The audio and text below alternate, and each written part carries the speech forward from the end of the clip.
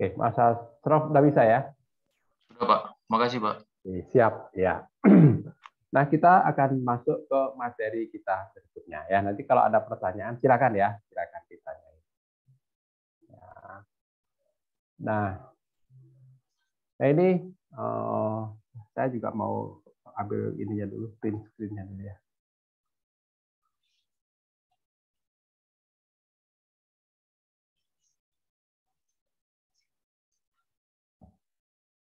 Kita kelas 5 berapa? 55 ya, Mas?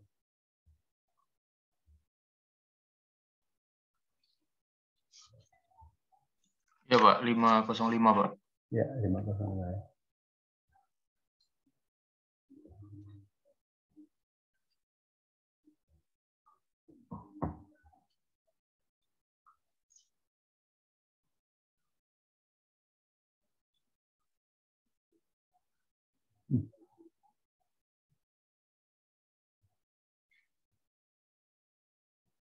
Oke, ya. Nah, kemarin kita mempelajari materi pendataan massal, ya. Pendataan massal tujuan kita adalah mengumpulkan data untuk kita membuat basis data, ya, basis data sebagaimana alur atau apa ya modul yang saya sampaikan kemarin itu ya, di mana di dalam membuat basis data itu salah satu modulnya adalah modul pendataan, gitu ya, modul pendataan, di mana di sana kita mengumpulkan data dua macam, gitu ya, ada namanya data atribut yang kita kumpulkan melalui STOP dan lampiran STOP, gitu ya, dan data spasial yang kita kumpulkan melalui peta, gitu ya. Jadi ada dua peta, dua data.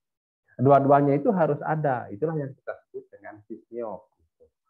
Nah, untuk mengkoneksikan dua data itu kita butuh yang namanya nomor objek pajak, ya. Ada NOP di situ.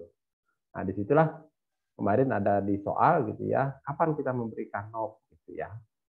Nah, pada saat pendaftaran atau pendataan berikutnya juga ada pemutahiran data. Kalau ada data baru pada saat pemutahiran data, nah itu kita melakukan atau kita memberikan NOP gitu, nomor objek pajak, yang harus sama antara data spasial dan data alfanumerik.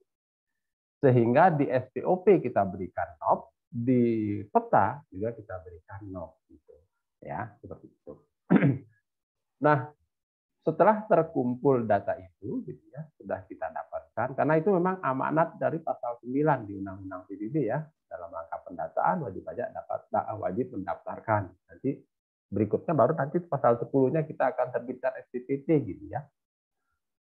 Nah, kita akan terbitkan SPPT berdasarkan data itu. Maka data itu perlu kita administrasikan. Seperti itu ya. Mengadministrasikan datanya itulah kita menggunakan suatu sistem yang kita sebut dengan sysniop tadi.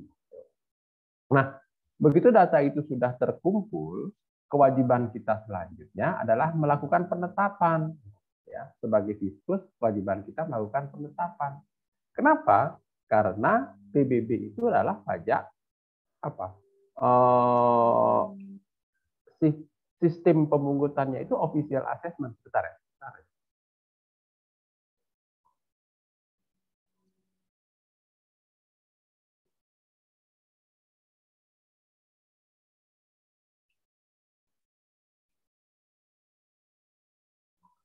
Ya, jadi sistem pemungutan kita itu adalah official assessment. Maka salah satu konsekuensinya kita harus bisa menetapkan secara objektif, gitu. Ya, karena wajib pajak akan terutang pajak kalau kita sudah menetapkannya. Gitu. Nah, penetapan itulah dilakukan mulai dari proses penilaian, gitu ya. Karena dasar pengenaan kita adalah nilai jual objek pajak, di mana di undang-undang di sana diatur NJOP itu adalah harga rata-rata, dan apabila, nah gitu ya, apabila tidak terdapat harga rata-rata, maka NJOP harus dilakukan berdasarkan proses penilaian. Nah itu.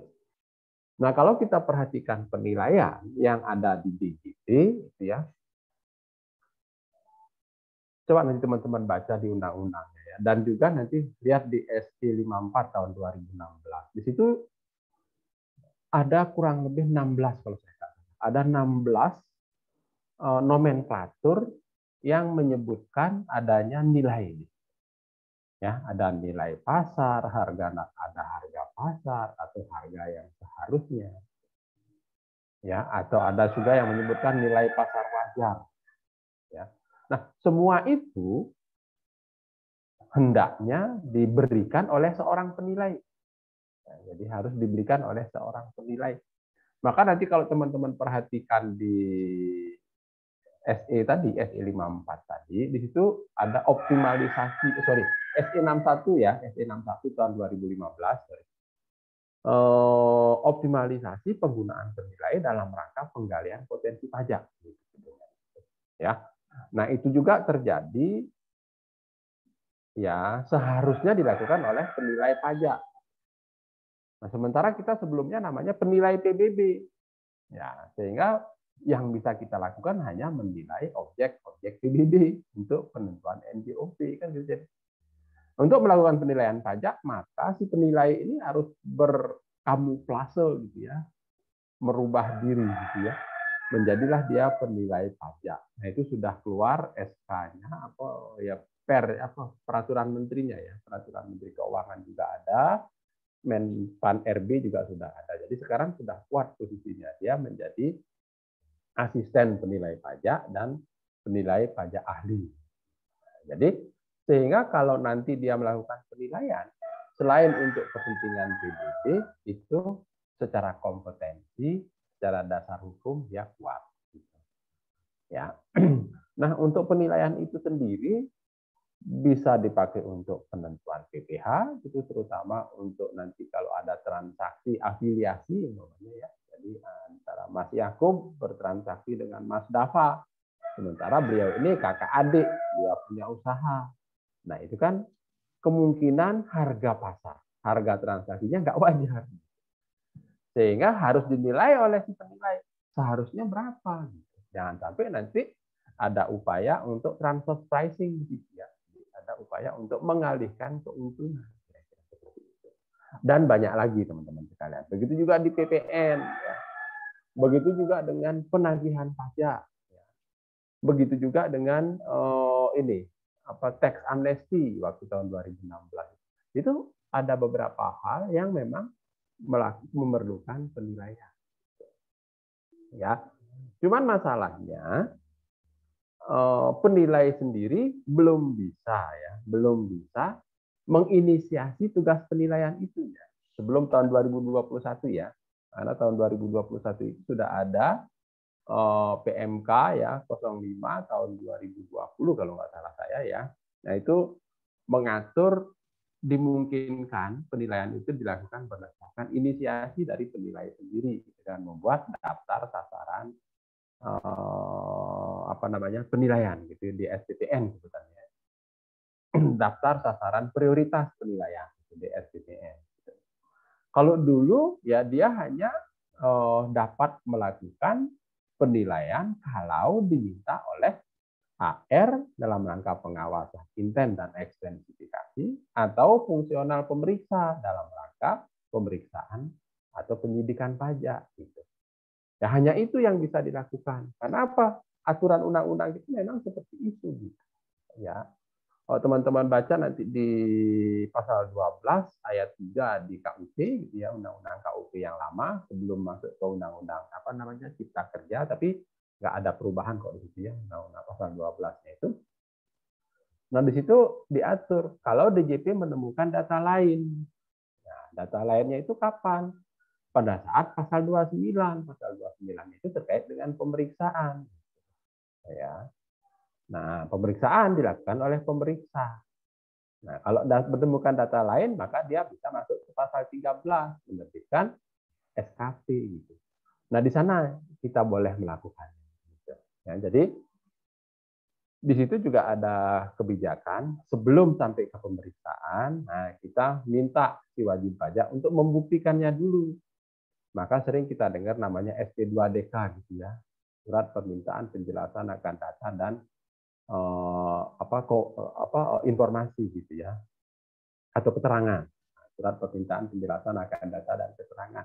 Nah itu berdasarkan hasil olahan kita, ada yang namanya CRM gitu ya, compliance risk management yang kita miliki di DJP.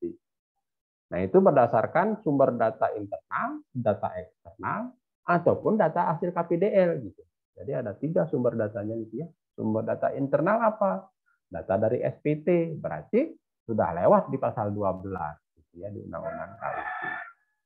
Terus data eksternal dari mana? Nah, di situ ada kewajiban untuk institusi-institusi tertentu menyampaikan data ke DJP apabila ada transaksi gitu. Contohnya kayak apa? Notaris gitu ya, bank dan seterusnya. Dia menyampaikan data ke DJP kalau ada transaksi-transaksi terkait dengan si wajib pajak.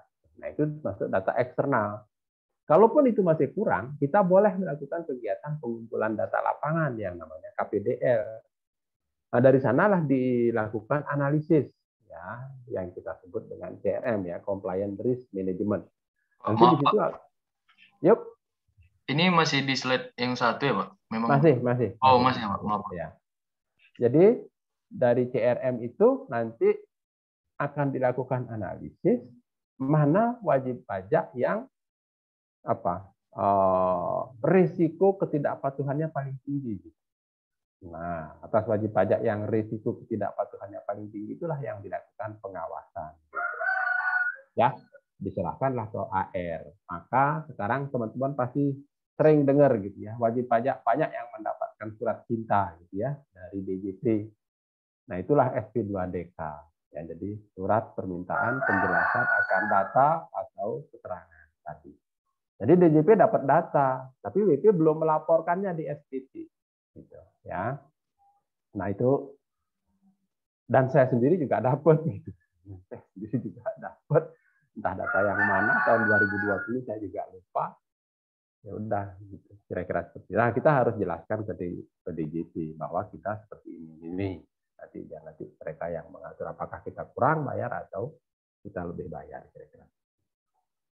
Nah, itu disitulah kalau nanti ketemu kayak tadi yang saya sampaikan ada definisi data pasar atau harga pasar, nilai pasar dan seterusnya, si AR akan minta bantuan kepada fungsional penilai untuk melakukan nilai atas objek tadi. Ya. Begitu juga kalau umpamanya wajib pajak enggak mempedulikan atau cuek dengan SP2DK sehingga diusulkan untuk dilakukan pemeriksaan. Maka pemeriksa kalau menemukan kayak tadi ya, Mas Dafa sama Mas Yakub bertransaksi karena dia ada hubungan istimewa, maka berdasarkan nilai pasar. Nah, nilai pasar itu harus dikeluarkan oleh penilai. Gitu. Nah, siapa penilai? Ya penilai yang kita punya. Penilai itulah yang diminta oleh pemeriksa untuk melakukan penilaian. Nah, untuk materi ini saya khususkan gitu ya, sebutannya untuk penilaian objek PBB. Kalau penilaian kan teman-teman sudah pasti paham lah apa sih itu penilaian seperti itu ya. Terus objek PBB itu apakah ada 2 ya, ada bumi dan ada bangunan. Ya, karena ini kaitannya dengan penilaian massal, maka bumi ini adalah tanah ya atau permukaan bumi karena yang dikelola oleh pedesaan perkotaan hanyalah tanah. Perairan enggak gitu ya. Jadi kecuali perairan pedalaman ya kayak model danau dan seterusnya itu. Tapi kalau tanah iya. Sebagian besar nanti tanah dan juga bangunan ya. Bangunan itu apa? Ya di undang-undang ada ya, konstruksi teknik dan seterusnya. Ya, nah itulah yang akan kita nilai. Karena ini adalah objek PBB, maka tujuannya jelas apa? Menentukan NJOP. Ya, NJOP kondisi penilaian adalah 1 Januari. Ya. Nah, itu yang batasan-batasan di dalam penilaian kita ini. Begitu juga dengan objeknya tadi ya. Tanah dan bangunan itu kan merupakan bagian dari properti. Sementara yang bisa kita nilai sebenarnya nggak hanya properti kan gitu ya. Bisa juga aktif tak berwujud. Ya. Bisa juga berkaitan dengan bisnis. Kira-kira seperti itu. Ya. Maka ya ini akan lebih baik kita sebut sebagai penilaian objek PBB. Ya. Nah, ini sudah saya sampaikan tadi ya. Apa sih itu kegiatan yang dilakukan oleh penilai untuk menentukan NJOP sebagai dasar pengenaan pajak. Teman-teman sekalian, ternyata itu dalam perjalanannya pajaknya ini nggak hanya PBB, ya, nggak hanya PBB yang dalam hari ini adalah PBB P2 yang kita bicarakan, ya, pajak bumi dan bangunan pedesaan perkotaan. Ya. Ternyata ini juga bisa dilakukan untuk menentukan bea perolehan hak atas tanah dan bangunan, ya, BPHTB. Ya. Karena dia merupakan pajak atas peralihan hak. Ya, dasarnya sebenarnya sih bukan NJOP, tapi di situ disebutkan nilai perolehan, ya, NPOP. NPOP, nilai perolehan objek pajak. Nah, ini biasanya adalah harga transaksi atau harga pasar. Kalau kita ngomong harga pasar, pasti deh harus diberikan oleh si penilai, ya. Kalau transaksi, ya oke, transaksi jual beli yang seberapa disebutkan di dalam akte jual belinya. Kalau kita percaya, gitu ya. Kadang-kadang kan kita nggak percaya dengan transaksi jual beli yang ditulis di akte tadi, ya.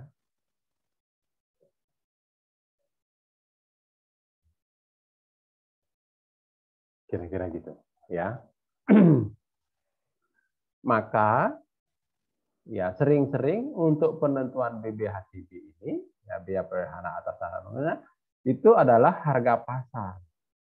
Harga pasar yang harus dikeluarkan oleh penilai, ya. Atau kalau transaksinya katanya di bawah NJOP yang berlaku untuk penentuan NPPB, maka NPOP ini juga bisa berupa NJOP. Ya. Nah, dua hal ini, NJOP maupun harga pasar tadi, itu harus dikeluarkan oleh penilai. Ya. Jadi kira-kira besar nggak sih kegiatan penilaian yang dilakukan oleh pemerintah daerah? Sangat banyak sebenarnya. Ya. Cuman, nah ini masalahnya yang sekarang, pemerintah daerah belum ada yang memiliki penilai. Ya, bukan belum sih ya. Lebih banyak daerah yang belum memiliki, ya, tidak ada penilainya. Kalau DKI, ya punya. Karena apa? Karena dulu dia minta dari DJP. Tahap pertama ada 150 orang penilai yang kirim, yang pindah menjadi pegawai Pemda DKI. Ya, jadi sudah pindah ke sana. Dan saat ini sudah rata-rata menjadi eselon 3 di situ, ya. Dan mereka komitmen, jadi terus-terusan ditetapkan kan di Dispenda, urusan pajaknya. Nah, sehingga NJOP-nya, harga pasarnya itu terupdate terus. Terus bagaimana dengan daerah lain? Nah, itu mereka kebingungan pada saat melakukan validasi atas transaksi BBHTB ini, gitu ya. Kan biasanya sebelum akte jual belinya ditandatanganin oleh notaris, nah dia kan harus melunasi BBHTB. Ya, BBHTB-nya itu dihitung secara self assessment. Nah, itu tadi berdasarkan harga pasar atau transaksi jual beli, gitu ya. Nah, apakah harganya itu sudah sesuai? Nah, biar nanti nggak kita terbitkan surat ketetapan pajak, maka notaris pasti akan meminta untuk dilakukan validasi dulu. Cek dulu dong ke kantor pajak, gitu ya, ke Dispenda dalam hal ini. Apakah dasar pengenaannya sudah sesuai? Gitu. Nah, disitulah kadang-kadang teman-teman Pemda bingung. NJOP-nya masih kecil sekali, gitu ya. Harga pasarnya mungkin sudah 100 juta, tapi NJOP-nya masih 30 juta. Ya, karena apa? Karena kondisi NJOP itu adalah kondisi pada saat PBB diterima dari pemerintah pusat. Ada yang tahun 2010, 11, ada yang sampai terakhir tahun 2014. Kenapa nggak berubah? Karena mereka nggak punya penilai, gitu. Karena tadi ya NJOP itu harus dikeluarkan oleh penilai. Gimana mereka bisa mengubah NJOP kalau penilai mereka nggak punya? Gitu. Masalahnya ada di situ, kira-kira. Ya, sehingga NJOP-nya rendah. Harga pasar mereka nggak tahu. Ya, karena nanti kalau dia sebut aja 100 juta kayak tadi, WP pasti akan marah. Loh, apa dasar Bapak menetapkan 100 juta? Kan nggak ada. Gitu. Sehingga mereka mencoba mencari ke zona nilai tanah yang ditetapkan oleh BPN.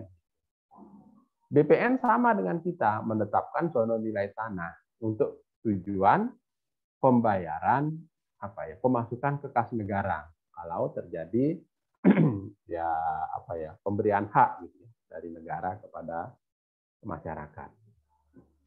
Namun ZNT mereka itu ringnya terlalu tinggi gitu, ya. Jadi dia membuat kode AA umpamanya di wilayah tertentu mulai dari 1 juta rupiah sampai 5 juta. Sehingga kalau transaksinya 1.100.000 wajar. Di daerah yang sama kalau terjadi transaksi 4.900.000 wajar juga. Ya kan nggak match gitu ya. Kok wajarnya jauh sekali gitu. Sementara kalau kita lihat di aturan kita di PMK, kita punya PMK 150 tahun 2010, nanti kita akan lihat ya. Nah ini di sini ada nih ya. Nah itu ringnya itu nggak besar, kecil aja ya. Jadi paling 200 ribuan ya kira-kira. Nah itu menjadi permasalahan di daerah-daerah sehingga ya mereka membutuhkan penilai kira-kira ya. Jadi itu. Selain untuk penentuan NJOP ya juga dia untuk menentukan NJOP TKP nanti kira-kira gitu ya. Nah karena ini untuk PBB ya sesuai dengan aturan dia berdasarkan kondisi di pasal 8 kalau nggak salah di Undang-Undang PBB itu kondisi objek pajak per 1 Januari sehingga nilai yang kita peroleh, nilai yang kita laporkan, nah itu adalah kondisi 1 Januari ya. Untuk BBATB ya nggak mesti 1 Januari gitu ya, kan ada saat terutangnya. Makanya kalau jual beli ya pada saat akte itu ditandatanganin gitu ya. Seperti itu. Kalau dia pendaftaran, umpamanya warisan pada saat didaftarkan, pada saat pendaftaran itulah dasar pengenaannya yang harus kita hitung. Kalau memang harus kita nilai, yang nilai kita ya pada tanggal itu kira-kira seperti itu. Ya. Nah, hasil nilainya gitu ya, hasil nilainya itu harus dikonversi gitu ya ke dalam klasifikasi. Nah, ini Menteri Keuangan menetapkan klasifikasi seperti ini. Ya, yang ada di sini nanti kita lihat di bawah. Nah, nanti penilai akan melakukan penilaian, hasil akhirnya adalah nilai. Nah, nilai yang dia peroleh itulah dia akan konversi ke dalam klasifikasi ini. Nanti dia masuk ke kelas berapa? Ya, klasifikasinya berapa?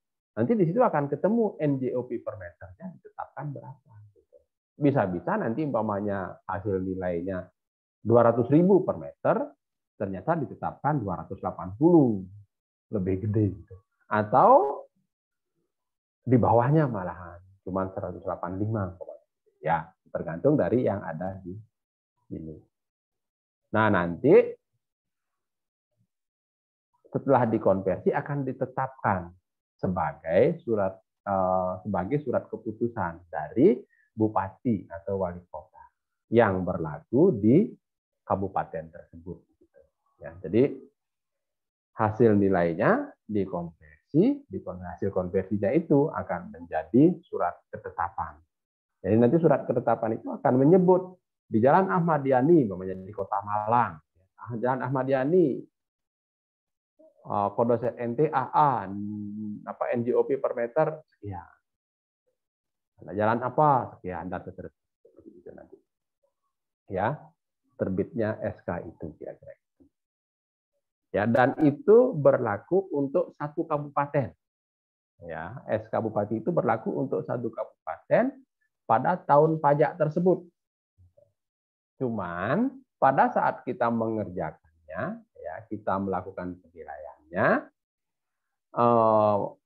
wilayahnya itu adalah satu desa atau satu kelurahan. Nah, kalau teman-teman lihat di soal yang kemarin di nomor 5, ada nggak yang janggal? Nah, di situ ditunjukkan peta kabupaten ya kan ya. Kabupaten apa? Kemarin itu kok jadi lupa. Satu kabupaten dikasih kode, nah kan salah. Jadi dia harusnya per desa. Maka kemarin pada saat pemetaan, saya ajak teman-teman untuk membuat peta lah gitu ya, membuat peta desa atau kelurahan masing-masing yang ada rumahnya masing-masing. Ya, Sehingga nanti peta yang sudah dibuat kemarin, kita mencoba untuk membuat batas-batas bloknya, sehingga dia menjadi peta kelurahan, ada batas blok di situ. Terus nanti masing-masing blok itu kita keluarkan, menjadilah dia peta blok. Ya. Di kelurahan A, mulai dari blok 1 sampai blok 20 umpamanya. Ya, blok satunya kita pecah, nanti di masing-masing di dalam satu blok itu kita akan gambarkan bidang kepemilikan atau masing-masing objek ya, yang kita sebut peta blok yang isinya bidang kepemilikan gitu kalau sebutannya gitu ya, bidang kepemilikan. Atau kalau zaman dulu disebut sebagai rincikan ya, persil gitu ya, persil. Jadi persil-persilnya ada. Mas Yakub punya, Mas Asro punya, Mas Dafa punya, saya ada juga di situ kira-kira gitu. Nah, itu yang kita kasih tahu. Nah, berbedalah nanti dengan peta ZNT yang akan kita buat. Dia sama dalam satu desa atau kelurahan, tapi pada saat membuat batas ZNT-nya, kita nggak ngelihat batas blok tadi. Batas blok kan kemarin dibatasi ya oleh batas alam, ya, yang tidak akan berubah dalam dalam masa yang cukup panjang kan gitu-gitu ya kemarin ya. Jumlah WP-nya ada, jumlah luasnya juga diatur. Nah, pada saat kita membuat peta ZNT, kita nggak memperhatikan itu. Yang kita perhatikan hanyalah batas nilainya gitu. Ya. Jadi umpamanya ini ada jalan kayak gini. Dari sini ke sini, kiri kanan jalan gitu. Menurut kita nilainya sama. Berdasarkan hipotesis awal yang kita lakukan, mungkin di sini menurut kita sama berapa, nanti kita nggak tahu. Tapi menurut kita sama. Kenapa? Karena faktor-faktor yang mempengaruhi nilainya sama. Ya, mungkin di sini sebagian dari blok 1, terus di sini sebagian dari blok 2, oh ini bagian dari blok 5. Ya, nggak apa-apa gitu. Sehingga satu blok mungkin aja ada beberapa kode ZNT. Ya, tapi ini dalam satu desa ya. Nah, ini beda lagi yang di sini Mama. Ya, di sini kodenya AA, kita kasih kode di sini AB. Nah, bedanya di situ. Nanti kita akan lebih detail di bawahnya ya. Ini ada beberapa hal yang perlu kita perhatikan dalam penilaian objek PBB ya. Khususnya untuk tanah ya. Kita ngomongnya penilaian tanah dulu. Gitu. Nah, ini ring nilai atau klasifikasi yang ditetapkan berdasarkan Peraturan Menteri Keuangan 150 tahun 2010. Ya, di situ ada klasifikasi nilai jual objek pajak untuk objek sektor pedesaan dan perkotaan, mulai dari kelas 1 tanah ini ya, bumi ya, sampai dengan kelas 100. Ya. Nah, di sini kalau teman-teman perhatikan, contohnya kayak kelas 1 ya. Kalau umpamanya kita menilai, ya, hasil nilai yang kita peroleh 68 juta per meter persegi. 68 juta. Maka kalau kita konversi ke sini, maka dia akan masuk ke kelas 1. Ya, antara 67.390 sampai dengan 69.700. Berarti 68 juta ini adalah kelas 1. Ya. Nah, nanti MJOP per meternya, di sini ditetapkan sekian 68.545. Artinya kan lebih gede dari hasil penilaiannya. Seandainya hasil penilaian kita 67.500, 67.500, dia juga masuk di sini. Ya, ditetapkan sekian, 68 juga. Atau kebalikan, hasil penilaian kita 69 juta per meter persegi. Dia juga masuk ke sini. Nah, dia ditetapkan 68. Artinya lebih rendah dari hasil penilaian. Nah, kalau untuk daerah perkotaan nggak masalah. Kenapa? Karena biasanya luasnya nggak luas banget gitu. Ya, jadi paling 1 hektar, 2 hektar gitu ya. Kalau dikalikan selisihnya nggak terlalu besar lah. Ya, gitu. Ya, sehingga nggak masalah kita pakai penilaian massal yang seperti ini. Nah, itu nanti di kota A tadi, ya kelas 1-nya ya sama dengan kelas 1 ini. Gitu, kira-kira. Tapi umpamanya kalau kita di kota lain, ya ternyata yang paling tinggi gitu ya, cuman segini umpamanya. Berapa? Di sini ya, di sini 15.000 per meter persegi. Bisa nggak? Oh, bisa aja. Nah, nanti kelas 1-nya di daerah tersebut ya ini gitu ya. Kelas berapa ini? Kelas 86 kalau di sini. Ya, dia masuk di sini ketetapannya sekian gitu. Ya. Maka dia nanti akan berlaku untuk masing-masing kota. Ya. Hasil penilaian ya mengacu atau dikonversi ke dalam PMK 150 nanti akan ditetapkan berdasarkan SK Bupati atau Wali Kota. Ya, menjadilah dia besaran NJOP untuk tahun pajak tersebut di kota atau kabupaten tersebut gitu. Ya. Dan kalau kita lihat tadi itu adalah kondisi 1 Januari. Maka ya sering ada pertanyaan, boleh nggak NPOP untuk pengenaan BBHTB lebih gede atau berbeda lah dibandingkan dengan NJOP? Ya, kalau menurut saya sih boleh-boleh aja. Kenapa? Karena kalau untuk PBB dia udah jelas 1 Januari. Tapi kalau untuk NPOP, untuk BPHTB itu belum tentu 1 Januari. Bisa aja di September. Sehingga jelas lebih gede. Kenapa? Nah, hukum ekonomi gitu ya kan. Nah, jadi harga tanah makin hari makin cenderung makin gede. Kenapa? Karena jumlahnya terbatas. Ya, persediaannya terbatas, sedangkan permintaannya cenderung naik. Sehingga harga tanah biasanya naik kira-kira seperti itu. Ya.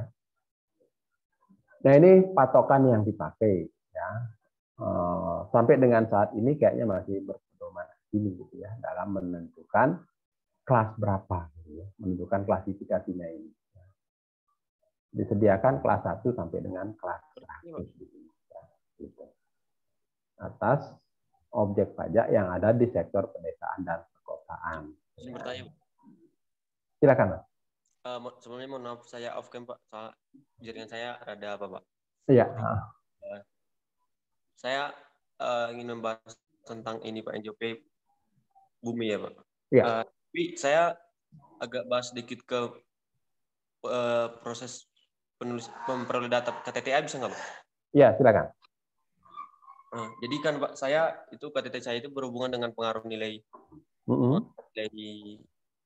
pengaruh apa namanya objek wisata terhadap nilai dari suatu di tanah Pak. Nah, di daerah saya itu data pasarnya itu kan kita harus mengetahui atau mencari data pasar dari tanah di sekitar objek wisata. Nah, mencari data tersebut kan di daerah saya itu masyarakatnya kurang terbuka Pak sama ini, sama kita. Nah, dengan hal ini berarti bolehkah saya bisa nggak Pak saya meminta data dari KPP itu berupa NJOP dari setiap tanah di sekitar wilayah objek wisata yang dimana itu NJOP, karena kan tadi Bapak bilang itu NJOP itu sebagai dasar pengenaan pajak yang dimana itu merupakan cerminan dari harga pasar tadi kan Pak, yang dimana kan NJOP kan 1 Januari atau Pak 1 Januari.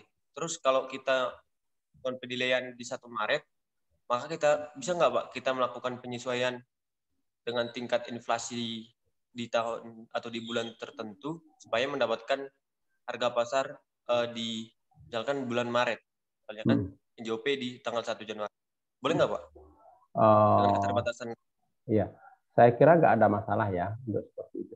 Nah, sekarang pertanyaannya kan siapa tadi Mas ya?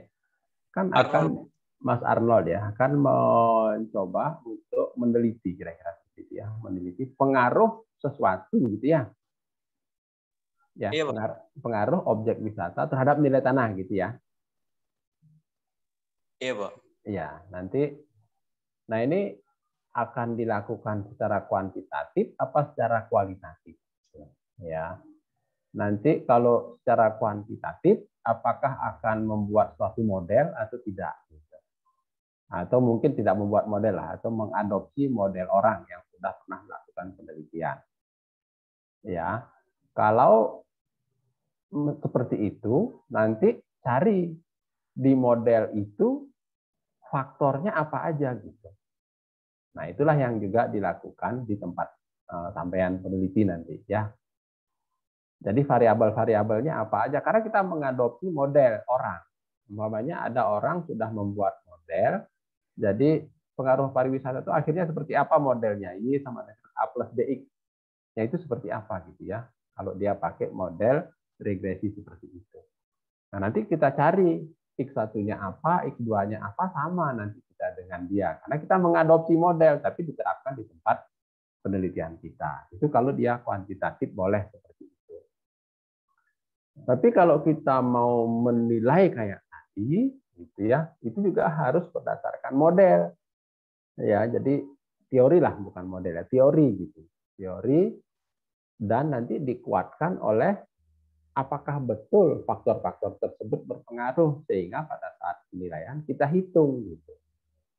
Nah, kalau pertanyaannya seperti tadi ya boleh-boleh aja gitu ya, kita mendapatkan satu nilai yang kita anggap nilai itu sudah oke. Tapi kalau di kantor pajak nggak ada Mas nilai NJOP, yang nggak ada. Yang ada sekarang di kantor Dispenda ya. Nah, itu juga bisa kita pakai gitu. Tapi kita harus kondisikan dia menjadi harga pasar. Nah, disitulah diperlukan suatu asumsi-asumsi yang menyatakan bahwa NJOP yang saya peroleh ini ya sudah harga pasar. Nah, tentu ada tarik ke belakangnya. Kita lakukan analisis assessment sales ratio namanya. Sehingga kita tahu oh dia berapa persen dari harga pasar. Banyak ceritanya itu Mas. Terserah nanti mau yang mana. Tapi kalau pertanyaannya seperti itu boleh nggak pakai? Boleh. Jadi saya nggak ada masalah. Kalau menurut saya jadi boleh dipakai. Tentu dengan beberapa asumsi dan penyesuaian-penyesuaian. Ya. Baik, Pak. Paham, Pak. Terima kasih. Ya. Oke, ya. Ada lagi mungkin yang lain? Saya izin bertanya, Pak. Silakan, Mas Dafa. Kalau apa ya, Pak? Kalau kurang sepengetahuan saya terkait pengklasifikasian ini, kalau nggak salah dari dosen sebelumnya itu, dari semester sebelumnya itu katanya untuk pengklasifikasian ini udah nggak dipakai apa? Katanya terkait NJOP itu langsung tanpa untuk dalam arti nggak pakai pengklasifikasian ini, Pak? Atau sebenarnya masih dipakai, Pak, sebenarnya untuk ini? Oke, Mas Dafa ya. Nah ini makanya saya tekankan tadi, yang kita bicarakan ini adalah penilaian massal. Yang melakukan penilaian massal itu adalah kawan-kawan kita di Pemda, ya, kawan-kawan kita di Pemda untuk pengenaan pedesaan dan perkotaan, ya. Jadi mereka masih melakukan ini karena mereka melakukannya secara massal. Kenapa massal? Kan banyak alasan itu ya, objeknya banyak, penilaiannya nggak ada, harus dibutuhkan seterusnya. Nah kalau di kita di DJP sekarang kita hanya mengelola perkebunan, perhutanan, pertambangan dan sektor lainnya. Ya, jumlahnya nggak banyak, penilai kita sudah banyak, gitu ya. Terus umumnya objeknya itu kalau kita lihat nanti dia nggak objek yang umum, gitu. Bukan objek standar, sehingga nggak mungkin kita lakukan penilaian secara massal. Iya kan ya? Nah harus dia lakukan penilaian secara individual. Kalau kita lakukan penilaian secara individual, masih kita melakukan klasifikasi seperti ini, lalu nanti WP ada yang merasa dirugikan. Makanya tadi saya kasih contoh di sini, Mas ya. Nilainya 67.500, ditetapkan 68. Kalau luasnya cuma 200 meter, mah nggak masalah ya Mas ya, selisihnya ya. Tapi kalau nanti itu merupakan kebun, luasnya ratusan ribu meter persegi, selisihnya dikit loh. Kan penilaian 67, kok ditetapkan 68.500, ya kan ya? 1 juta kali sekian, loh PBB-nya kan gede. Nah itu jadi akhirnya nggak fair, sehingga terbitlah PMK 186 tahun 2019 ya Mas ya. Jadi kita nggak mengklasifikasikan ini lagi, yang kita klasifikasikan adalah objeknya, klasifikasi objek perkebunan, klasifikasi objek perhutanan, pertambangan dan sektor lainnya itu gitu. NJOP-nya adalah nilai yang kita peroleh. Jadi dulu sebenarnya juga sudah Tadi saya ingin ada pertanyaan, Pak, bagaimana kalau nilainya di atas ini gitu? Ya, kan nggak masuk dia. Nah, itulah NJOP-nya. Nilai yang diperoleh ya adalah NJOP-nya. Gitu. Nah, yang kita pakai sekarang di PMK 186 tahun 2019 ya ini, gitu ya. Nah, gitu. Jadi kita bukannya mencabut yang ini enggak, tapi untuk kawan-kawan daerah masih dipakai ya. Kalau dulu setelah ini kan pada tahun 2014 kan kita ada 139 ya, PMK 139 tahun 2014 ya. Nah, di situ tetap masih seperti ini, tapi kita khususkan untuk sektor P3, gitu, perkebunan, perhutanan, dan pertambangan serta sektor lainnya. Saya kira seperti itu. Jadi jawaban saya, Mas, untuk penentuan NJOP atas PBB yang dikelola oleh pusat, ya perkebunan, perhutanan, pertambangan, dan sektor lainnya, NJOP-nya adalah nilai yang kita peroleh. Jadi nggak lagi kita konversi ke dalam klasifikasi seperti ini. Tapi untuk kawan-kawan di daerah dia masih melakukan ya, kira-kira gitu. Ya Mas Dara ya. Baik Pak, terima kasih Pak. Ada pertanyaan lagi mungkin yang lain? Saya sambil minum dulu. Izin bertanya Pak. Silakan Mbak Nabila. Kan yang terkait cek dan validasi data transaksi yang di bank tadi Pak, yang disebutkan Bapak. Nah itu kan DJP minta data transaksi ke bank. Nah itu pasti dikasih atau gimana Pak? Soalnya kan setahu saya kalau di bank ngecek data transaksi itu harus ada surat kuasa dari nasabahnya sendiri gitu Pak. Atau DJP punya kuasa khusus sendiri gitu Pak? Bentar, yang mana nih? Yang mana nih? Yang tadi loh Pak, yang ada notaris untuk mengecekkan data transaksi notaris bank gitu Pak. Oh iya. Jadi di Undang-Undang KUP pasal berapa ya? 35 gitu, pasal 35 di Undang-Undang KUP kalau nggak salah saya, jadi cek lagi ya. Nah, di situ ada kewajiban untuk setiap institusi tertentu gitu ya yang melakukan kegiatan-kegiatan yang ada kaitannya dengan wajib pajak itu wajib memberikan laporan kepada DJP, kira-kira seperti itu. Banyak sih ya, tidak hanya itu ya, termasuk juga PLN gitu ya. Banyak, ada 37 institusi gitu yang diwajibkan membuat laporan. Tapi terus terang tidak semua ya, walaupun di sana ada sanksinya, dapat dikenakan sanksi. Siapa yang mau kita sanksikan? Mau PLN nggak ngirimkan data, yang kita sanksi apa? Direktur PLN kah? Sehingga kita kayaknya agak ambigu juga. Gitu. Kalau kita diminta, kita kekeh sama orang itu kan undang-undangmu gitu ya. Tapi kita nggak boleh seperti itu ya. Nah yang ada itu kita sebut sebagai data eksternal tadi ya Mbak ya. Ya kita sebut sebagai data eksternal. Itulah kita olah. Ada juga yang kita minta sih memang ya kepada kayak bank tadi ya kita minta gitu ya. Jadi kita minta namanya ya sekarang tadi saya baca itu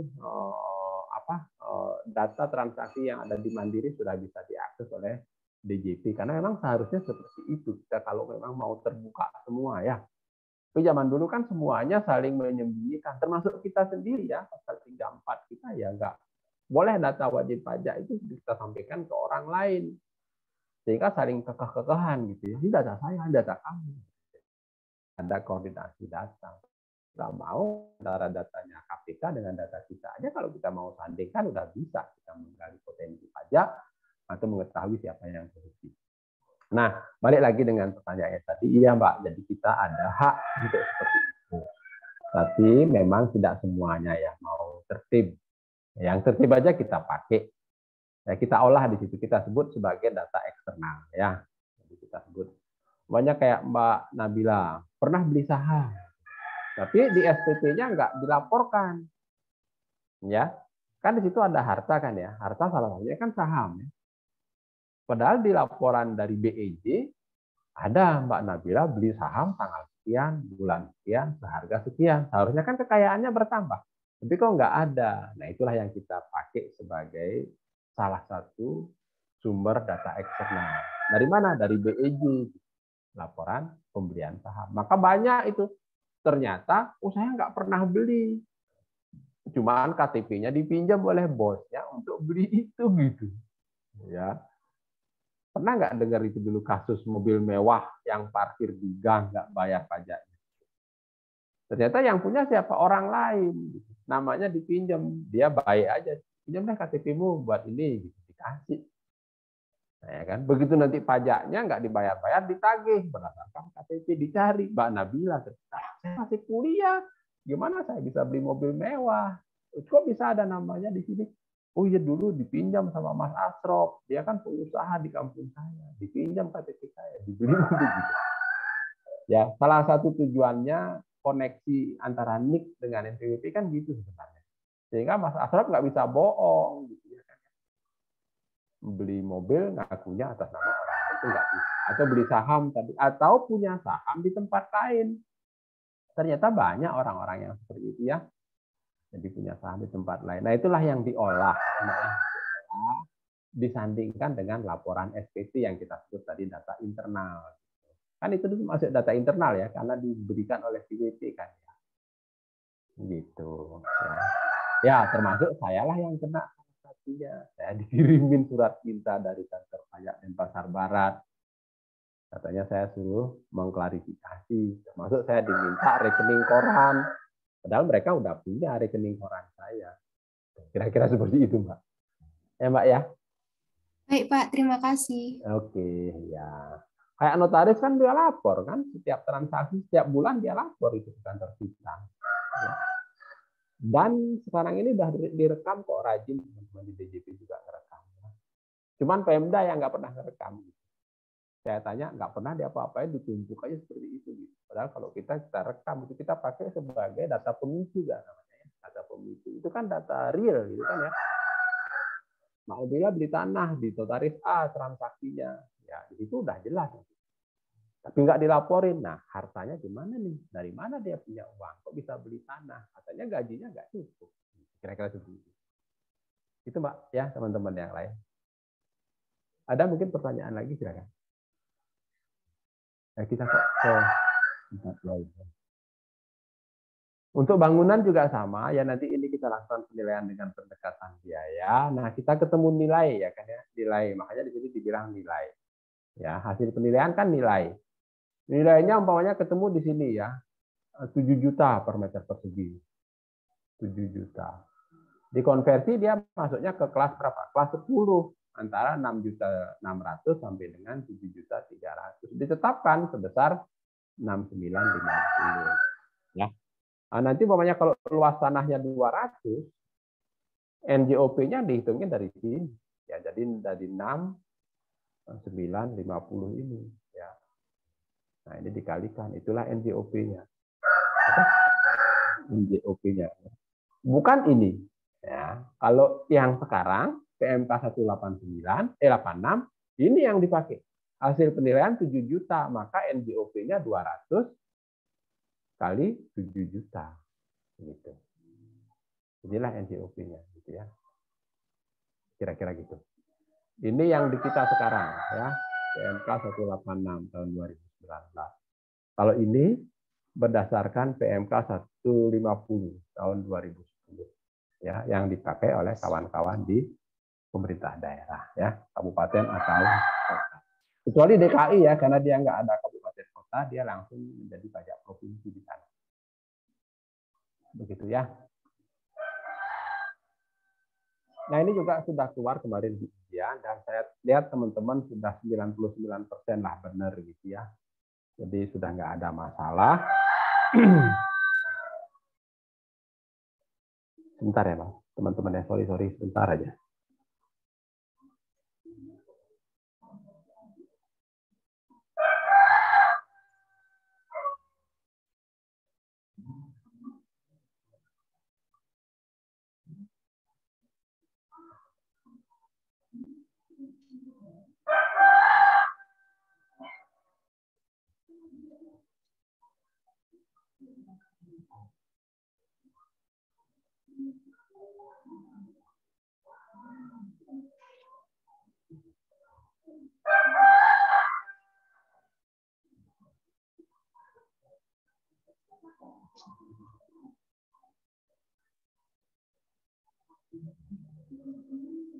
Gitu ya. Nah, ini objek PBB itu sebenarnya dibagi menjadi dua ya. Ada objek pajak umum, ada objek pajak khusus ya. Objek pajak umum itu kita bagi menjadi dua. Umum itu apa? Karena konstruksinya umum ya. Konstruksinya ini dilihat biasanya dari konstruksi ya. Kalau dia khusus, ya khusus memang. Kayak contohnya apa? Lapangan golf, walaupun dia sama-sama 18 hole, kadang-kadang konstruksinya berbeda. Begitu juga dengan pom bensin ya. Walaupun kelihatan kecil, tapi konstruksinya belum tentu sama. Jadi dia menjadi objek khusus. Kalau objek yang umum, konstruksinya umum, itu ada, kalau tanah ya, dia dibagi menjadi dua lah kira-kira gitu ya. Untuk objek umum itu ada yang standar, ada yang non-standar. Nah, yang inilah yang bisa kita lakukan penilaian secara massal. Nah, ini jumlahnya banyak sekali di pedesaan perkotaan itu. Ya. Bisa-bisa mungkin lebih dari 90%. Ya. Objek PBB yang dikelola oleh satu kabupaten atau kota itu masuk ke sini, kriteria sini. Kecuali mungkin di DKI ya, mungkin lebih gede sedikit, mungkin 80% lah ya, yang di sini mungkin yang lebih besar, karena di sana banyak bangunan-bangunan tinggi gitu, ya yang di atas 4 lantai. Ya. Sehingga gitu ya, selain yang ini, yang objek umum yang standar ini, seharusnya dilakukan penilaian secara individual. Ya, objek khusus maupun objek ini dilakukan secara individual. Ya. Gitu. Ya tentu berbeda mekanisme penilaiannya, ya mekanisme penilaiannya.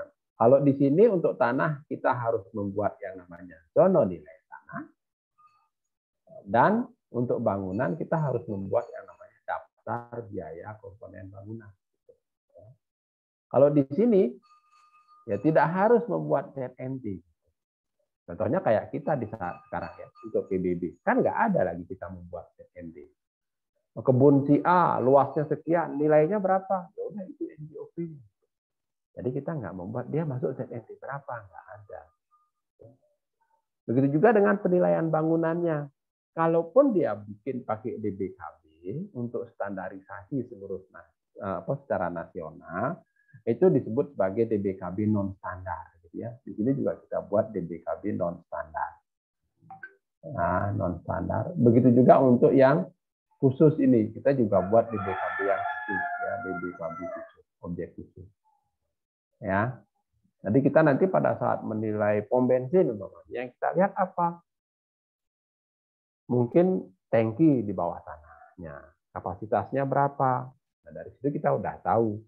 Kalau kapasitasnya 5.000 berarti per meter perseginya atau per ininya sekian. Kira-kira seperti itu ya. Kalau dia punya 3, ya sudah tinggal kita kalikan aja 3. Jadi nggak usah kita ngitung lagi, bongkar lagi pom bensin orang tangkinya di bawah. Gitu. Enggak lagi, tapi kita sudah membuatkan daftar biaya komponen bangunan untuk objek-objek khusus. Nanti teman-teman bisa lihat kita ada punya standar DBKB untuk pom bensin, untuk jalan tol, untuk bandara, untuk pelabuhan laut, ya, untuk lapangan golf, itu semuanya ada. Ya. Nah itu ya, termasuk yang non standar ini. Sehingga nanti kalau kita melakukan penilaian dengan individual, gitu ya, di dalam SK SK Bupati atas penentuan NJOP tadi, di situ ada lampirannya ya, lampiran SK itu biasanya klasifikasi tanah, di situ biasanya ada nama jalannya, kode ZNT-nya, terus NJOP per meternya. Terus lampiran kedua ada DBKB yang standar, yang ini. Nah ini biasanya adanya di sistem, ya, yang kita sebut apa ya kemarin itu ya, KAF ya, gitu ya. Itu berdasarkan analisis BOW, ya, analisis BOW. Di situ akan dianalisis terkait dengan unsur upah, gitu ya, upah. Di situ ada banyak ya, ada mandor, ada pekerja, ada pembantunya, ya, pembantu tukang, ya, tukang. Terus di sini ada unsur material, ya, materialnya. Contohnya kalau kita bikin pondasi batu kali, materialnya apa aja? Batu kali sama pasir. Ya, ongkosnya seperti apa? Berapa dia membutuhkan tukang, berapa membutuhkan pembantu tukang, berapa membutuhkan mandor. Nah, itu ada standarnya di situ di BOW itu. Maka nanti akan keluar berdasarkan harga yang kita masukkan, akan keluar membuat fondasi batu kali per meter persegi ya biayanya gitu. Nah, itulah daftar biaya yang kita buat. Ya. Selain itu kita juga akan membuat daftar biaya komponen bangunan untuk yang non standar. Nanti kalau teman-teman perhatikan DBKB standar luas bangunan maksimal 1000, jumlah lantai maksimal 4. Kalau lebih dari itu nggak bisa kita pakai yang di sini. Kita harus membuat yang non standar. Kenapa? Contohnya kayak bangunan yang di atas 1000. Nah, itu tingkat kesulitannya berbeda dengan bangunan yang di bawah 1000. Ya. Begitu juga jumlah lantai 5 akan berbeda ya. Tingkat kesulitannya lebih sulit dibandingkan dengan lantai 3. Sehingga biayanya pasti akan berbeda. Ya, maka nanti akan ada selain DBKB standar, dia juga ada DBKB non standar. Beserta nanti laporan hasil penilaian individual. Ya. Itu isinya kurang lebih lampiran SK Bupati Bandung. Ya. Sampai di situ ada yang mau bertanya? Izin bertanya, Pak. Silakan, Mbak Mika. Terkait yang objek pajak umum yang standar ini, Pak, itu tadi kan menggunakan penilaian massal. Kalau itu di satu daerah Pemda yang dia itu daerah 3T gitu, Pak. Berarti dia tidak ada penilai yang bisa menentukan nanti BPHTB-nya, NPOP, kemudian harga pasarnya. Berarti itu menggunakan tenaga dari bidang apa ya, Pak, untuk menentukan ini, jika tidak ada penilai? Iya. Oke, makasih Mbak Mika ya. Ya. Jangankan ke daerah yang 3T tadi ya, masih banyak kok daerah-daerah yang contohnya kayak di Bandung aja, di Bali gitu, Denpasar gitu. Itu mereka nggak punya penilai loh. Ada nggak orang yang diklat penilai? Ada, tapi begitu selesai dapat di sana setahun, terus pindah lagi gitu. Jadi nggak ada ya. Termasuk juga yang di daerah-daerah 3T. Maka kalau teman-teman baca di 208, PMK 208 tahun 2018 itu, di sana diatur penilaian dapat dilakukan bekerja sama dengan instansi lain, kira-kira seperti itu ya. Atau penilai pemerintah. Artinya dia boleh minta tolong ke penilai pemerintah yang lain. Penilai pemerintah kan ada 2 ya. Ada yang di DJP, ada yang di DJKN kan ya. Boleh minta ke situ gitu. Tapi kan mereka juga sibuk gitu ya. Dan saya pernah mendapat laporan kayak di Singaraja itu beberapa kali mereka minta bantuan penilai dari DJP gitu, dan biasanya dikirim ke orang Kanwil ke sana karena kebetulan mungkin kerjaannya nggak terlalu banyak. Gitu. Jadi dia membantu melakukan penilaian itu gitu. Jadi dimungkinkan Mbak, karena kalau saya lihat di 208 itu arahnya sih ke situ karena dia tahu ya, si pembuat aturan itu tahu daerah itu belum tentu punya penilai, sehingga dimungkinkan bekerja sama gitu ya. Khusus untuk penilaian individual malah boleh mereka melakukan dengan KJTT. Tapi sering saya sampaikan kalau bisa jangan melibatkan pihak swasta gitu. Karena ada kaitan dengan kerahasiaan di situ gitu ya. Kerahasiaan di situ gitu. Jadi namanya orang luar kan ya. Ya kalau dia terus-terusan di situ, kalau enggak nanti dia umbar nanti data orang kan nanti salah gitu ya. Kalau memang ini mendingan ke penilai pemerintah saja. Ada di kantor pajak juga ada penilai, di DJKN juga ada penilai. Monggo silakan dipakai penilai pemerintah yang itu kira-kira. Jadi begitu Mbak. Jadi boleh ya. Jadi mereka bisa. Baik, ya. Dipahami Pak. Terima kasih. Ya sama-sama. Ada lagi yang lain? Bapak, saya izin. Silakan Pak. Mas Angga, silakan. Terkait ini Pak, peta ZNT yang kasar itu kan nantinya bakal kayak dibagi menjadi blok-blok ya Pak, seperti AA, AB, atau AC. Nah, semisal kita nanti mau mencari data pembanding dari yang blok-blok tadi, kita boleh nggak Pak ngambil nirnya itu jadi satu kesatuan gitu. Misalkan nir yang didapat itu sekitaran 1 juta gitu Pak. Itu boleh jadi kesatuan itu Pak? Nggak boleh Pak? Gimana gitu? Oke, ya. Nah nanti pada saat kita membuat peta ZNT, teman-teman ya, Jadi kita yang pertama kita lakukan adalah membuat batas ZEB tadi. Ya, membuat batas zona yang kita sebut sebagai batas imajiner gitu ya. Jadi dia batasnya imajiner, nggak kelihatan garis gitulah. Tapi di situ ada syaratnya. Dia tidak boleh memotong bidang kepemilikan. Ya. Nah, jadi umpamanya kayak di sini tadi ya nih. Ini kita bikin, oh ini sampai sini menurut saya sebagai penilai, ini nilainya sama. Begitu nanti pindah ke sini, ya mungkin di sini ada jalan kecil ya, ada gang atau apa gitu. Di sini nih, oh berbeda nih, menurut saya. Begitu juga di belakangnya ini, karena dia nggak bisa mendapatkan ini memang jalan raya ya, jalan raya. Kiri kanan jalan ini kan kemungkinan sama ya. Begitu juga dengan yang di sini gitu ya, kiri kanan jalan. Nah ini bisa aja beda blok dan seterusnya ya. Nah inilah yang kita beri kode masing-masing, pokoknya ini AA. Di sini belakangnya ini AB. Di sini ini AC dan seterusnya lah, sampai seluruh desa itu.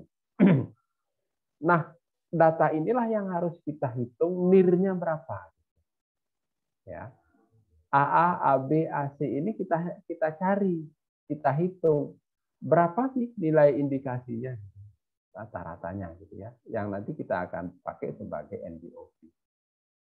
Kalau ternyata pas kita ngitung di sini kita dapat 1 juta, di sini juga kita dapat 1 juta, nggak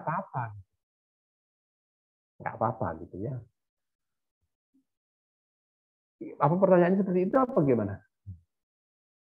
Iya Pak, benar Pak. Terima kasih Pak. Ya, oke. Ini kan kita menentukan, ini kan berdasarkan pendekatan data pasar tadi ya. Berarti kita mencari data pasar pembanding. Pertanyaan selanjutnya, kalau ternyata data pasar itu nggak dapat, boleh nggak kita pakai di tempat lain? Oh boleh. Ya. Kalau kita dapat di sini, di sana kan ditentukan ya, data pasar itu minimal 3. Oh ternyata di sini 1, di sini 1, di sini 1. Loh kan udah ketahuan, tinggal rata-rata aja kan ya. Di sini berapa? 1.200.000, di sini 1.100.000, di sini berapa? 1.300.000, tambahin bagi 3. Nah, itulah nirnya dia kan gitu ya. Karena sudah kita dapat di zona yang kita punya. Tapi apakah bisa seperti itu? Belum tentu gitu ya. Karena nanti kita di lapangan akan sulit juga mendapatkan data pasar. Sehingga mungkin kita bisa pakai data pasar yang di sini. Boleh nggak? Boleh. Ada tata caranya. Bisa nggak kita data pasar di sini? Bisa kita bawa ke sini juga. Nah itu di teori pendataan, apa penilaian pendekatan data pasar itu. Kira-kira seperti itu sih Mas Angga ya. Baik Pak, terima kasih Pak dapat Pak. Oke, makasih ya. Kalau ada silakan ya teman-teman. Kita sampai jam berapa ya? Jangan sampai lewat, lupa ngambilnya tadi. Sampai jam 15:10 Pak. Aduh, sedikit ya. Oke, nah ini kita akan melakukan penilaian itu dengan 3 pendekatan ini. Ya. Dan saya tidak akan menjelaskan pendekatan ini lagi karena teman-teman sudah mahfum lah, ya, jadi sudah jagonya. Cuman ya teman-teman sekalian nanti untuk penilaian gitu ya, penilaian khusus untuk yang PBB ini kita akan bagi menjadi 2 objek penilaiannya ya. Objek penilaian kita akan bagi 2 gitu. Ada bumi atau tanah lah kita sebut karena pedesaan perkotaan, dan ada bangunan. Ya. Nah, kalau kita ngomongin teori pendekatan data pasar gitu ya, ini kan biasanya dipakai untuk tanah dan bangunannya sekalian gitu ya. Jadi bisa kita lakukan perbandingan penyesuaian atas tanah dan bangunan berdasarkan transaksi atas tanah dan bangunan pula. Gitu. Nah, untuk di penentuan PBB biasanya kita pisahkan penilaian tanah lah yang kita lakukan dengan pendekatan data pasar. Gitu. Ya. Sehingga nanti kalau teman-teman memperoleh data pasar atas tanah dan bangunan, maka yang harus kita cari adalah harga pasarnya saja. Ya, dengan cara mengurangi nilai bangunannya. Gitu. Jadi kita akan keluarkan nilai bangunannya dari harga tanah dan bangunan tadi. Sehingga ketemulah dia harga tanahnya saja. Ya. Nah, itulah yang kita pakai sebagai data pasar nanti. Hanya data pasar atas tanah. Ya. Nah, untuk bangunannya, gitu ya, untuk bangunannya kita lakukan penilaian dengan pendekatan biaya. Ya. Nah, di situ kita akan menghitung biaya pembuatan baru. Biaya pembuatan barunya dengan menggunakan apa? DBKB tadi. Ya, daftar biaya komponen bangunan tadi. Nah, di situ ada banyak ya, ada yang standar, ada yang non standar, sama aja sebenarnya. Kita hitung nanti. Nah, di situ nanti kita juga akan menghitung penyusutan berdasarkan tabel penyusutan yang saya yakin teman-teman sudah belajar pada saat penilaian properti. Ya, nah, di situ. Nah, disinilah ketemu nilai bangunan, ya, nilai bangunan sebagai dasar pengenaan PBB. Nah, untuk pendekatan pendapatan, karena kita ngomong penilaian massal, enggak kita akan bicarakan. Karena ini walaupun ada beberapa objek pedesaan perkotaan itu yang sebenarnya bisa kita lakukan penilaian dengan pendekatan pendapatan. Tapi dia masuk ke individual appraisal. Kayak contohnya hotel. Kan bisa kita lakukan penilaian dengan pendekatan pendapatan. Ya. Tanah dan bangunannya kita bisa langsung dapat nilainya. Ya. Kira-kira seperti itu. Nah, mungkin nanti kita akan lebih banyak di sini, teman-teman. Pendekatan data pasar dan pendekatan biaya untuk bangunan. Kira-kira gitu. Nah, nanti di sini kita akan membuat formula nilai tanah, gitu ya. Dan di sini kita akan memanfaatkan, bukan membuat lagi, memanfaatkan DBKB, daftar biaya komponen bangunan. Ya. Nah, selain itu ya kita akan melakukan penilaian tanah membahas mengenai bagaimana melakukan penilaian massal atas tanah dan penilaian massal atas bangunan, mulai dari pendekatan kalau tanah ya untuk yang tradisional. Tradisional kalau menurut saya yang ada di KEP 533 dan juga nanti ada di SE 25 tahun 2006 yang sudah saya bagi ya. Tolong dibaca. Terus ada di lampiran dari SE 55 tahun 1999 gitu. Nah, nanti bisa dibaca itu lagi gitu ya. Dan juga 2018 ya. Nah, itu nanti tolong dibaca. Nah, di situ umumnya kita melakukan perbandingan penyesuaian secara matematis ya, kita hitung. Cuman kadang-kadang ya penilaian yang kita lakukan seperti itu banyak sekali unsur subjektivitasnya. Ya, unsur subjektivitas penilai. Mungkin menurut Mas Asrof, tanah ini lebih baik 10%. Tapi menurut Mas Angga, lebih baik 12%. Nah, artinya kan ada perbedaan penyesuaian di situ ya, perbedaan pembanding, kebesaran pembanding. Sehingga nanti kesimpulan nilainya kan bisa berbeda. Apakah itu salah? Enggak. Kalau kita ingat dasarnya di awal pada waktu kita awal-awal belajar penilaian, di sana kita diajarin adalah merupakan gabungan antara art dan science kan gitu ya. Ada unsur artnya di situ, ada unsur seninya di situ, ya kan ya. Tidak hanya science. Padahal yang kita hasilkan adalah sebuah nilai, ya, sebuah nilai di mana eksak sekali di situ. Ya. Nah, sehingga dalam proses penilaian itu janganlah terlalu lebih besar science artnya. Jadi unsur seninya lebih banyak. Sehingga di sana ada upaya ya untuk membuat penilaian massal itu dengan menggunakan model. Nanti kita akan mencoba membahas model ekonometrika gitulah atau model statistik deh ya, jangan ekonometrika. Model statistik. Ya, model statistik menggunakan persamaan linear. Persamaan linear sederhana mungkin ya. Tapi kalau mau yang sampai kuadrat monggo aja ya. Tapi nanti mungkin ya kita sudah masuk ke ekonometri ya, tidak hanya pada statistik yang biasa gitu ya. Terus juga nanti kita akan mencoba menghitung nilai itu dengan menggunakan quality rating. Ya, saya yakin teman-teman sudah mempelajarinya ya. Nah, nanti dia sama modelnya dengan persamaan linear, tapi kita sudah bikin ininya ya, variabel yang mempengaruhi nilai. Makanya tadi pertanyaan siapa tadi ya yang bilang mencoba untuk menganalisis pengaruh tempat wisata terhadap nilai itu. Nah, boleh kita pakai quality rating tadi, boleh juga kita pakai persamaan regresi. Nah, berarti metodologi penelitiannya adalah kuantitatif. Ya, Kuantitatif lebih gampang sebenarnya kalau mau ya. Nanti cari aja jurnal yang sama dengan itu, terus dia biasanya sudah membentuk model. Nah, modelnya itu kita adopsi, kita pakai di tempat kita.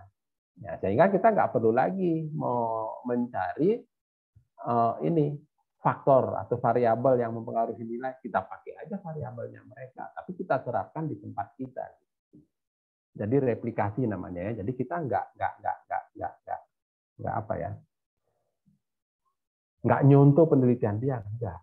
Mereplikasi, jadi memanfaatkan hasil penelitian itu sudah model yang teruji, jadi kita nggak perlu lagi menguji data atau variabel tadi ya.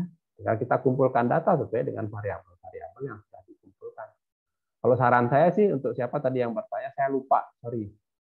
Ya, yang siapa tadi Mas? Hah? Arnold. Mas Arnold, oh iya betul, Mas Arnold ya. Saran saya kalau mau pakai aja itu, cari apa ya,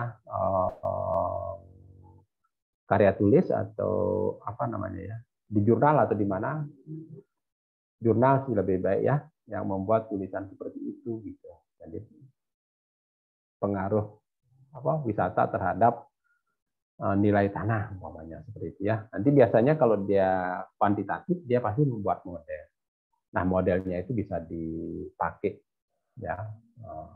Sehingga nanti kan dia akan ketahuan di situ ya. X1-nya apa, jarak ke pusat wisata tadi mungkin, atau X2-nya mungkin apa ya, lebar jalan atau luas tanah dan seterusnya, silakan aja. Kan itu banyak variabel yang ada di situ ya. Nah, nanti kita tinggal kumpulkan data seperti itu gitu. Udah, kita bisa melakukan penilaian dengan menggunakan statistik tadi ya, persamaan linear biasanya sebutannya ya, bisa sederhana, bisa berganda, bisa bentuk kuadrat gitu. Ya, jadi yang lebih ini lagi, advance lagi, makanya disebut tadi ilmunya tidak cukup statistik ya, pakai statistik yang sudah advance gitu ya, yang kita sebut ekonometrika. Nah, itu yang akan kita bahas. Terus nanti terakhir, karena ini tadi ya ada unsur artnya, sehingga nanti dalam penentuan NJOP akan ada gap juga di situ. Maka nanti kita akan mencoba untuk menguji hasil penilaian masal kita dengan menggunakan ASR, ya, Assessment Sales Ratio. Jadi situ kita akan tentukan apakah sudah apa ya, mendekati harga pasar atau adakah keadilan di situ, gitu ya. Jangan-jangan yang nilainya tinggi ditetapkan lebih rendah, ya, atau yang nilainya rendah ditetapkan lebih rendah, ya. Kan itu ada unsur keadilan. Kenapa nggak ditetapkan sama aja? Gitu. Yang nilainya tinggi ASR-nya 70%, yang nilainya rendah ASR-nya 90%. Nah, kan nggak adil di situ. Gitu. Kira-kira seperti itu ya, yang akan kita bahas nanti untuk berikut-berikutnya. Nah, di sini cara penilaian ada dua ya, ada yang massal, ada yang individual. Nah, ini khusus untuk objek yang umum ya, yang standar ya, umum yang standar. Kalau yang ini objek umum yang non standar sama objek khusus ya, non standar sama objek khusus ya. Nah, ini saya kira sih teman-teman sudah belajar, karena teori penilaian yang dipelajari selama ini semuanya mengarah ke sini ya. Penilaian properti mungkin yang diajarin waktu itu, penilaian komersial mungkin yang besok mau belajar, penilaian apa lagi untuk industri segala macam lah ya. Jadi dia lebih cenderung ke penilaian individual. Nah, yang sekarang kita bahas adalah penilaian massal. Ya, nanti untuk tanah kita akan melihat ada ZMT, dan sekali lagi untuk bangunan kita akan melihat adanya DBKB. Kalau DBKB kita hanya memanfaatkan, kita akan mencoba gimana sih hitungnya secara manual gitu aja ya. Kalau yang ini kita akan mencoba bagaimana kita membuat mulai dari awal. Ya, gitu. Tuh, terus, nah ini yang saya ambil ini dari CAP 533 ya. Cara penilaian katanya karena jumlah objek pajaknya sangat banyak dan menyebar, ya, sedangkan jumlah tenaga penilai dan waktu dilakukan dia sangat terbatas, maka dapat dilakukan dengan dua cara, yang massal dan yang individual tadi sudah saya sampaikan. Ya, yang massal untuk tanah kita akan membuat ZMT, yang bangunan kita akan membuat yang namanya DBKB. Ya, gitu. PBKB, tapi kita hanya memanfaatkan. Jadi kita hanya menghitung manual. Ya.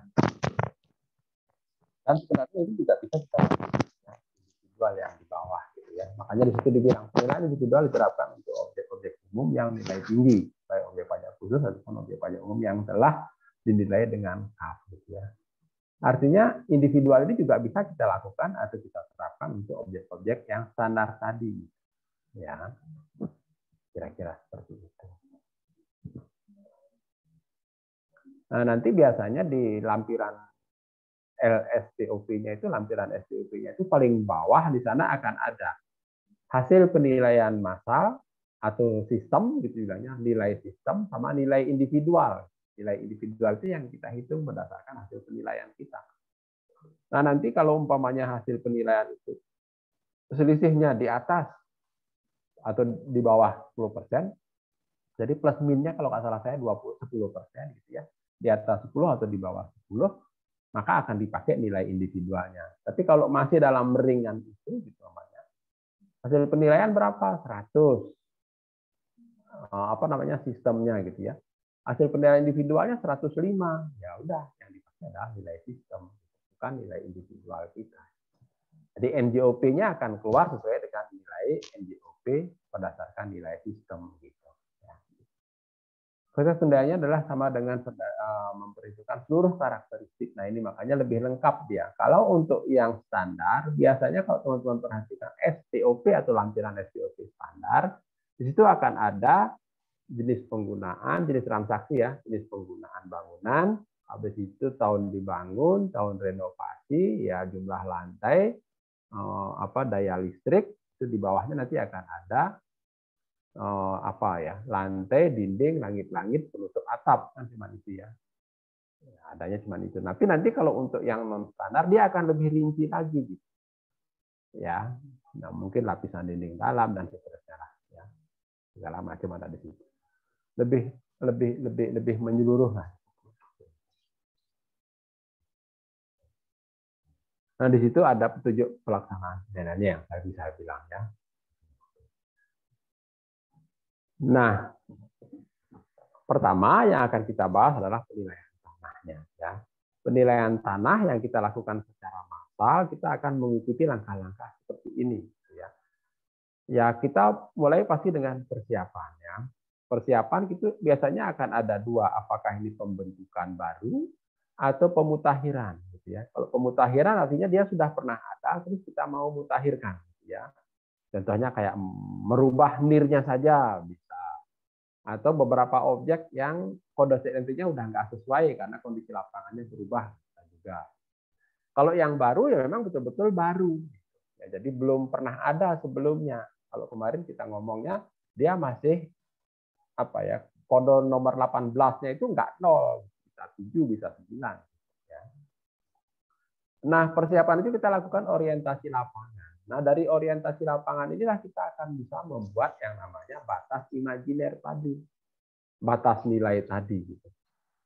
Namanya kalau saya disuruh ke kampung desanya Mas Asrop, pasti saya akan bingung di situ kan ya. Saya akan mulai dari nol sekali mencari-cari kira-kira daerah mana yang paling tinggi nilainya. Tapi kalau Mas Asrop sendiri udah tahu dia, ya, daerah ini yang paling tinggi di sini. Makanya untuk gampang prakteknya nanti saya akan ajak teman-teman melanjutkan apa yang kita lakukan di pemetaan kemarin. Kemarin kita membuat peta blok, ya sekarang kita akan membuat peta ZNT dari desa yang sama. Ya, karena ini pengerjaannya kita lakukan batasannya adalah desa atau kelurahan. Ya. Di situ kita akan mendapatkan batas imajiner. Dan ini biasanya kita lakukan cukup lama. Sehingga biar nggak buang-buang waktu, kita langsung mengumpulkan harga jual. Ya, sambil kita orientasi ke lapangan, kita kumpulkan harga jual. Ya, bisa dari data transaksi jual beli atau dari penawaran. Nah, nanti inilah yang akan kita olah. Ya, nah kita kumpulkan, kita kompilasi dalam satu tabel itu biasanya ya. Di sini ada formulirnya, nanti kita akan lihat formulir pengumpulan data harga jualnya. Terus nanti kita buat kompilasinya dalam satu tabel. Nah, kalau kita sudah dapat data itu, nanti kita bisa langsung lakukan penyesuaian ini. Jenis transaksi dan waktu. Kenapa? Karena transaksinya cuma 2. Kalau penawaran ya dikurangin, kalau jual beli ya sudah. Gitu ya. Itulah harganya. Kalau kita percaya. Terkait dengan waktu, karena penilaian kita kan pasti 1 Januari kan ya. Sementara data yang kita peroleh semuanya di bawah 1 Januari. Sehingga data-data ini semuanya kita sesuaikan menjadi 1 Januari. Gitu. Ya, kita dapatlah data dalam kondisi penilaian. Ya, harga pasar dalam kondisi penilaian. Nah, nanti kita akan bagi dengan luas data kita, akan ketemu nilai pasar tanah per meter persegi. Bukan nilai sebenarnya, harga ya, data pasar per meter persegi. Nanti dari situlah kita akan lakukan peta taburan sebutannya. Kita taruh di peta itu di mana sih lokasi objek-objek data pembanding tadi yang kita peroleh. Sehingga nanti pada saat kita melakukan analisis, tinggal gampang kita milihnya. Ya, kita melakukan analisis di sini, kode AA. Kalau kita dapat data transaksi di sini 3, kan udah ya kita pilih yang ini sama ini. Atau kita pilih di lokasi yang sebelahnya mungkin, dengan kode yang lain. Kita ambil ke sini, karena di sini cuma 2. Atau di sini sama sekali nggak ada, kita ambil dari tempat lain, bisa 3. Itu nggak masalah, kira-kira gitu ya. Tapi yang kondisi lapangannya sama lah.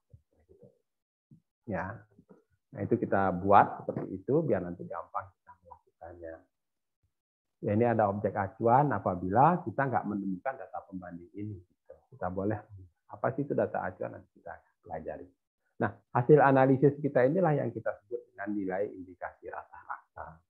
Ya, nanti kita buat petanya, kita bikin laporan hasil penilaian. Laporannya ini lampirannya adalah tabel.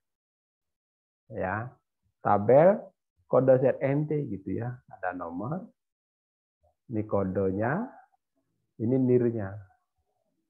Nomor 1, kode AA, NIR-nya berapa? 200.000. Nomor 2, AB, 230.000. Nomor 3, AC, bawahnya gitu ya, NIR-nya berapa? 180. Dan seterusnya. Sampai semua kode yang ada dalam satu desa itu kita lakukan analisis. Ya, jadi sudah selesai pekerjaan kita, kira-kira seperti itu.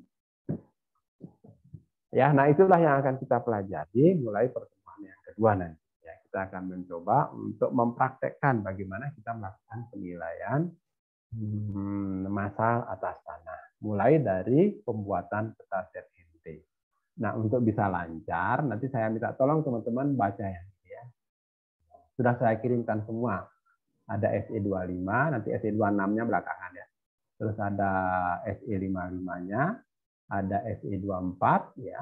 Terus ada PMK 150 yang tadi PMK 208. Tolong dibaca nanti ya. Biar nanti pada saat pertemuan berikutnya kita lebih lancar lah nanti. Kira-kira seperti itu. Kalau ada pertanyaan, silakan. Saya sambil mengerjakan absen, biar nggak lewat nanti. Tadi di kelas yang sebelumnya saya lupa nggak ngabsen jadinya.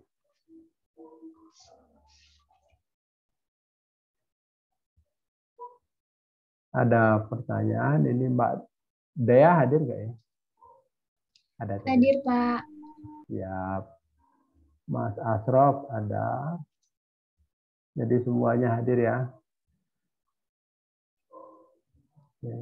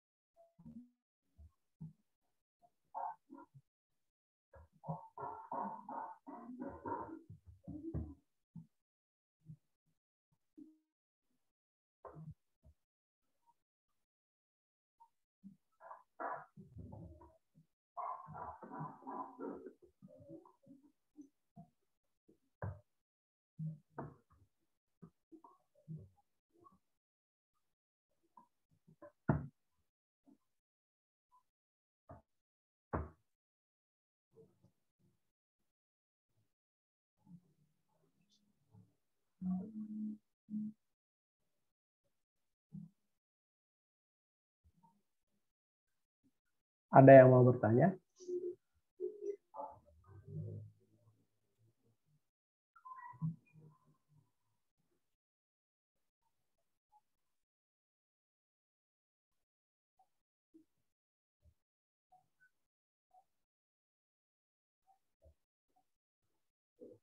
Ya, nah itu tadi ya terkait dengan apa awal lah gitu ya, pengantar untuk kita masuk nanti ke materi penilaian. Ya, kita akan mulai dengan materi penilaian atas tanah yang kita lakukan secara massal.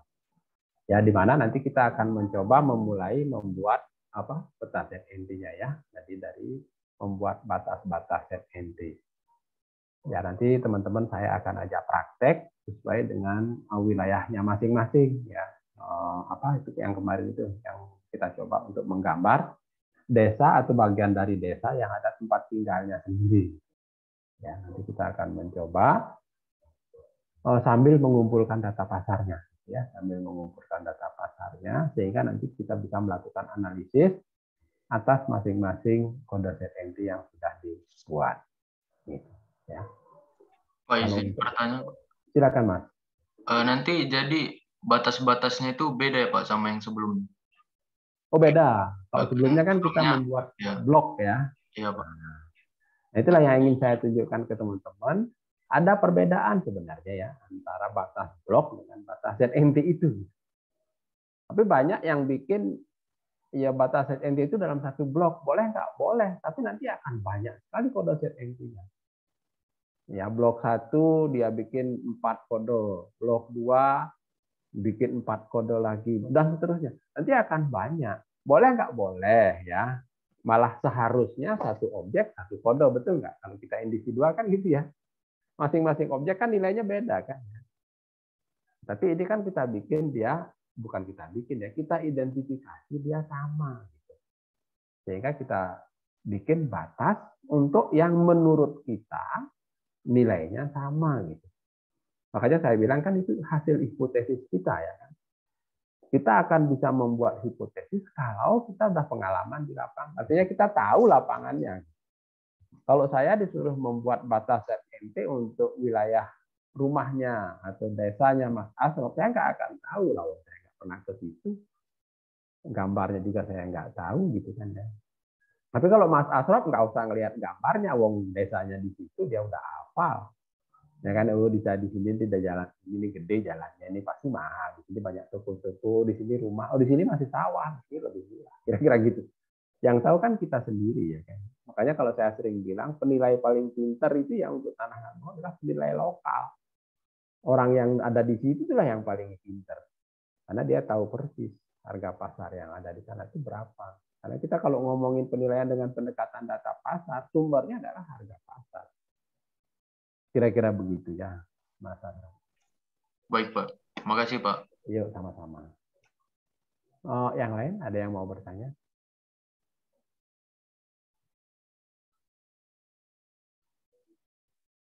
Ya, kalau nggak ada, saya kira cukup sampai di situ. Saya minta tolong nanti usahakan ya disempetin lah ya baca yang saya sampaikan tadi. Dan itu sudah saya kirim semua ke teman-teman. Jadi tolong dibaca biar nanti minggu depan kita bisa diskusi lebih dalam lagi tentang penilaian atas tanah ya, mulai dari pembuatan kode ZNT dan sampai analisis ya. Dan nanti kita akan membuat laporan untuk ya, laporan hasil penilaiannya. Kira-kira gitu. Oke ya, kalau nggak ada, biar saya tutup dulu di sini deh. Nanti kita diskusi lagi. Baik Pak, makasih Pak. Yuk, sama-sama ya. Pak. Ya, selamat sore semuanya. Sampai ketemu minggu depan. Terima kasih ya atas perhatiannya. Semoga kita selalu dalam keadaan sehat dan bermanfaat apa yang kita diskusikan hari ini ya.